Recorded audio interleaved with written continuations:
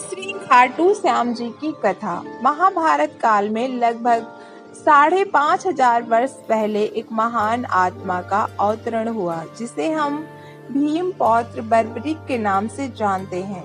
महिसागर संगम स्थित गुप्त क्षेत्र में नवदुर्गाओं की सात्विक और निष्काम तपस्या कर बर्बरिक ने दिव्य बल और 3 तीर व धनुष प्राप्त किए। कुछ वर्ष उपरांत कुरुक्षेत्र में उपलब्ध नामक स्थान पर युद्ध के लिए कौरव और पांडवों की सेना एकत्रित हुई। युद्ध का शंखनाद होने ही वाला था कि यह वृत्तांत बर्बरिक को ज्ञात हुआ और उन्होंने माता का आशीर्वाद ले युद्ध भूमि की तरफ प्रस्थान किया। उनका इरादा था कि युद्ध में जो भी हारेगा उसकी सहायता करूंगा। भगवान श्री कृष्ण को जब ये वृत्तांत ज्ञात हुआ तो उन्होंने सोचा कि ऐसी स्थिति में युद्ध कभी समाप्त नहीं होने वाला।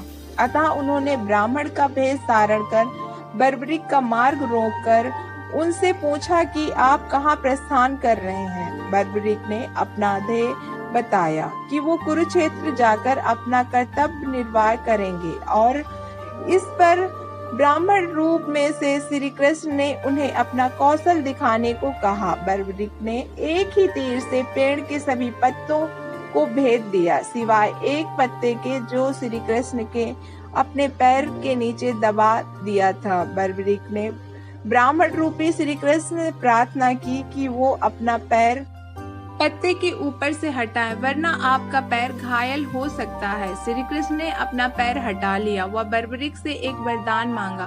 बर्बरिक ने कहा, हे यजमान, आप जो चाहे मांग सकते हैं, मैं वचन का पूर्ण पालन करूंगा।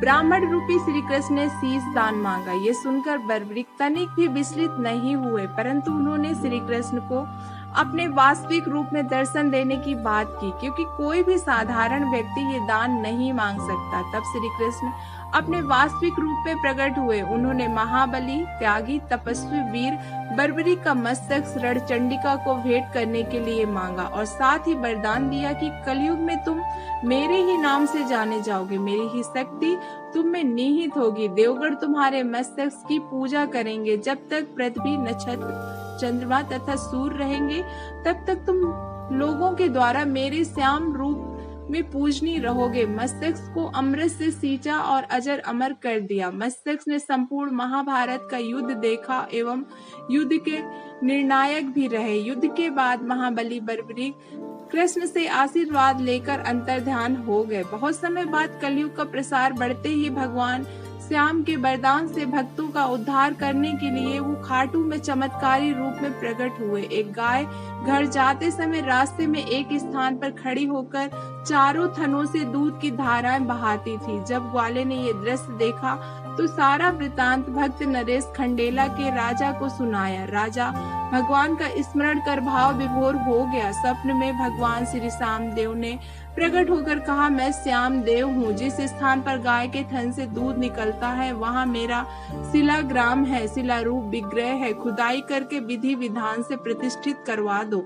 मेरी इस शिला विग्रह को पूजने जो खाटू आएगा उनका सब प्रकार से कल्याण होगा। खुदाई से प्राप्त शिला रूप विग्रह को विधिवत शास्त्रों के अनुसार प्रतिष्ठित कराया गया। चौहान राजपूतों में नर्वदार कंवर हुई है, जिन्होंने इस विग्रह को आतताइयों के विध्वंस से बचाने हेतु झोपड़े में रखा एवं सेवा पूजा की। औरंगजेब के शासन काल में पुराने मंदिर का विध्वंस हो गया तथा उसके बाद जहां भगवान श्री श्याम देव का विग्रह प्रतिष्ठित कराया गया वह आज भी विद्यमान है, जहां देश के सभी कोनों से श्याम प्रेमी पूजा अर्चना एवं दर्शनार्थ आते हैं। अब नर्मदा कंवर के खानदान के ही चौहान राजपूत पुजारी हैं। जय श्री श्याम। दोस्तों, आपको हमारी ये कथा पसंद आई हो तो प्लीज हमारे चैनल को लाइक करना और सब्सक्राइब करना।